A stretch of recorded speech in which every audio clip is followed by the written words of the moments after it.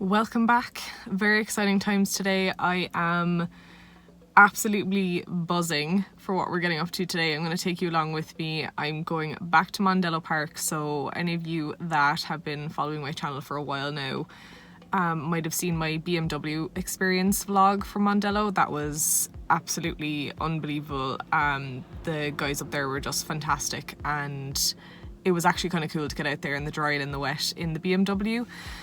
Did that as preparation for Formula Woman, and now I'm just going back up there to have fun. I had a big birthday earlier this year, and one of my presents was another driving experience at Mondello, but this time I'm driving a Ferrari. It's happening. An F430 Spider. I am absolutely, like I say, just buzzing. Could not be more excited. So yeah, I'm going to take you along with me for the journey. Hope you enjoy.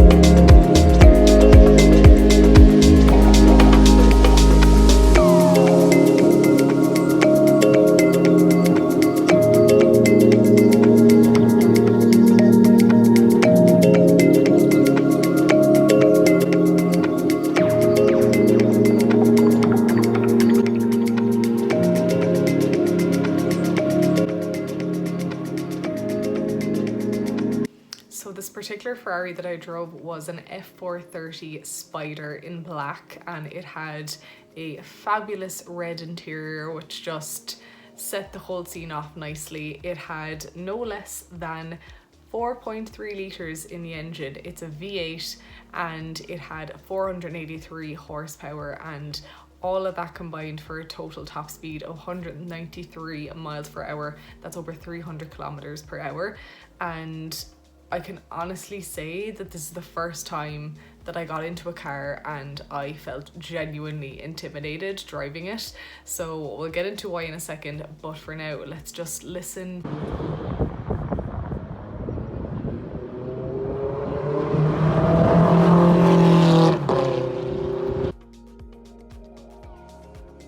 First thing that hit me when I got into the car was how low to the ground I was going to be.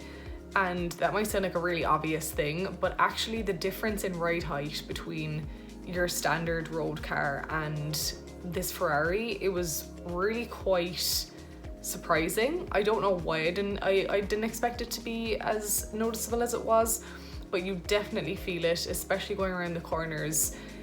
When you hit that brake point on the track, you really feel it dig down into the ground. And it was just in comparison to, the BMW that I'd driven around Mondello before and any other road car I'd driven, it was definitely very noticeable. So the second thing that really stuck out to me was that the gear selection was in the form of the paddle on the back of the steering wheel. So on your right hand side you have the paddle to go up in gear, and on your left hand side you have the paddle to go down.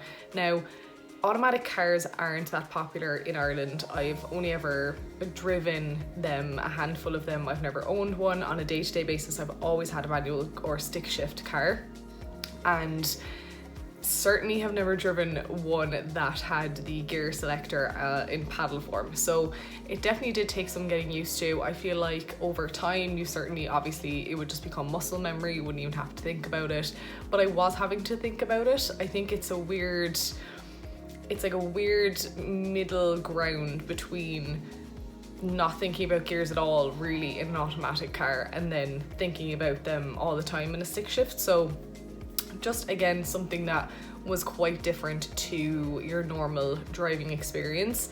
And speaking of gears, woo, did I feel it when I shifted gears in this Ferrari. It was like your whole body shifted when you changed gear, and it was again something that I just wasn't expecting. And it's yet another difference between this caliber of car and even the BMW M2 that I'd driven around Mondello before.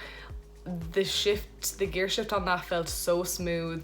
didn't really, you know, there was a little bit of a jump, but nothing as significant as there was in this Ferrari. I feel as though, you know, bottom line, this isn't like a road car that you're casually going to be driving around in unless you live somewhere very exclusive like Monaco or something. But the gear situation, how jarring it was definitely, like I say again, something that was very noticeable during the whole driving experience.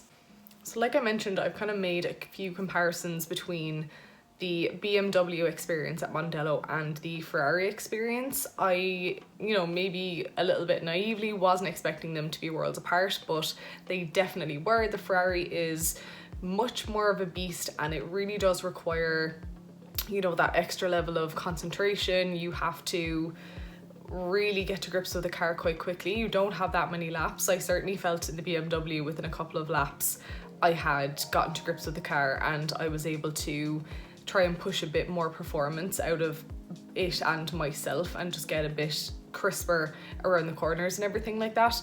Definitely didn't feel like I had a grip on the Ferrari until towards the end of my 8 laps. So again, it's a small number, it's a lot to get used to in a short amount of time, but they certainly were 2 very different experiences. If you haven't seen my vlog from my BMW experience in Mondello last year, I'll leave the link to that up here and you can check it out after this.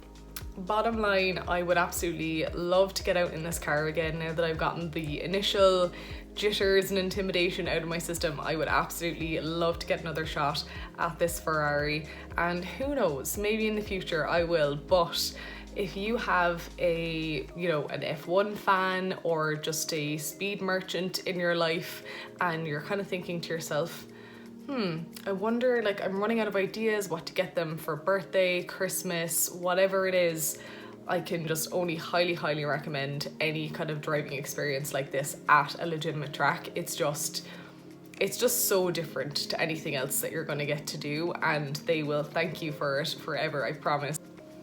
Okay folks, that's all that I've got for you in today's video. I really hope you enjoyed coming along with me for this Ferrari experience, and I hope that you are also fully subscribed and have liked and even maybe left a comment on this video. If you could drive any supercar around a track for 8 laps, would it be this Ferrari F430 Spider? Would it be something else? Tell me, drop a comment down below and we can have a chat about it once the video drops. And until next time, take care.